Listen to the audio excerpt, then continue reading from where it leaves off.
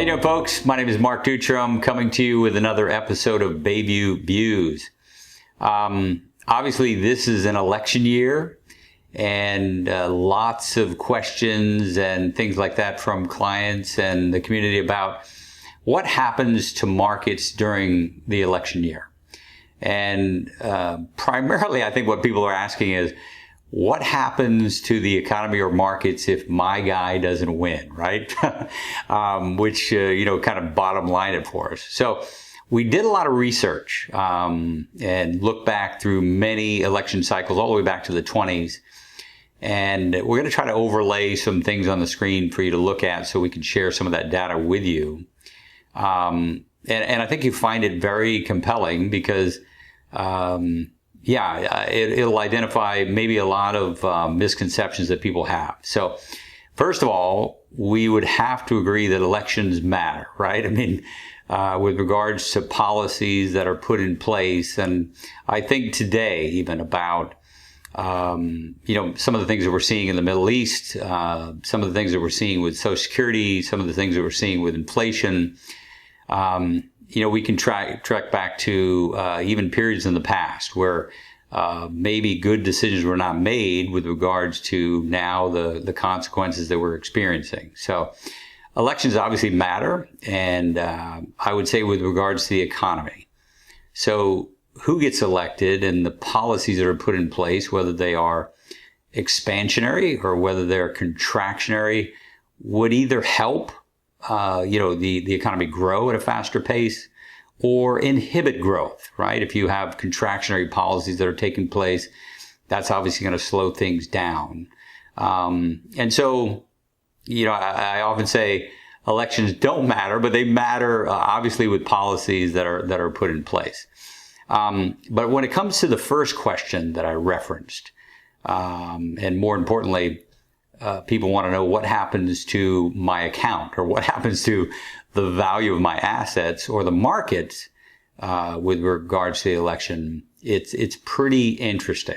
So what we did is we went back again all the way to the 20s and we looked at the election year, the subsequent election year, and also the entire election cycle or the election period for that particular president.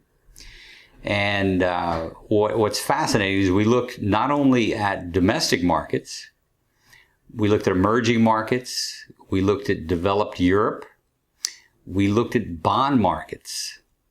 And then the other thing we did is we thought, well, what about if you had a mixed Congress? So we looked at the composition of Congress, whether it was completely red or blue, whether it was a mixed Congress.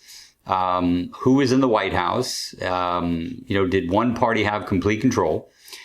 And the very fascinating thing is when you look at the data, you cannot derive any correlation between one particular party winning, which should be good news, right? Because we know that we have one of the best governments in the world.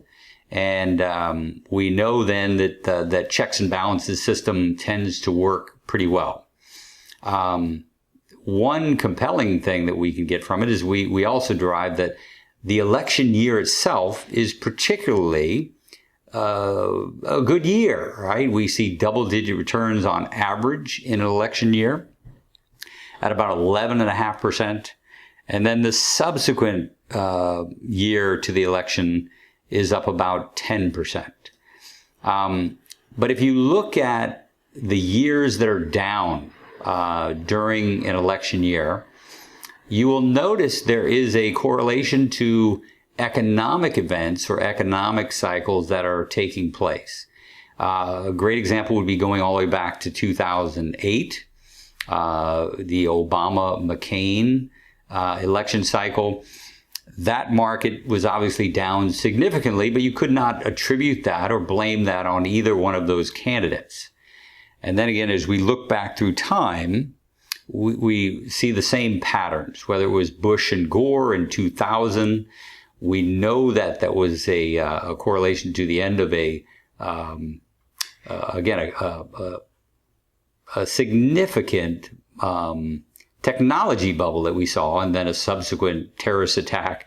So that was the correlation there. But all the way back through the 70s, where we had the long period of stagflation, and again, decisions made about inflation and things of that nature. And then all the way back to the 20s, you can attribute those two things to, again, the Great Depression that was going on at the time.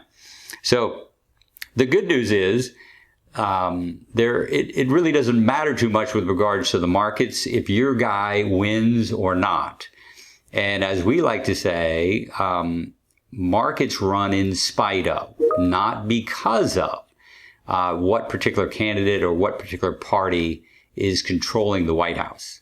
And so it's run by, again, you and I, small businesses, by the consumer, by, again, just the health of manufacturing, the health of employment, the overall economy is what's going to drive markets, not a particular party or a particular candidate. So, anyway, hopefully, again, you've enjoyed some of these slides as I've kind of narrated this topic for us, but, and hopefully that shed some lights to maybe some fears you've had about this particular election cycle.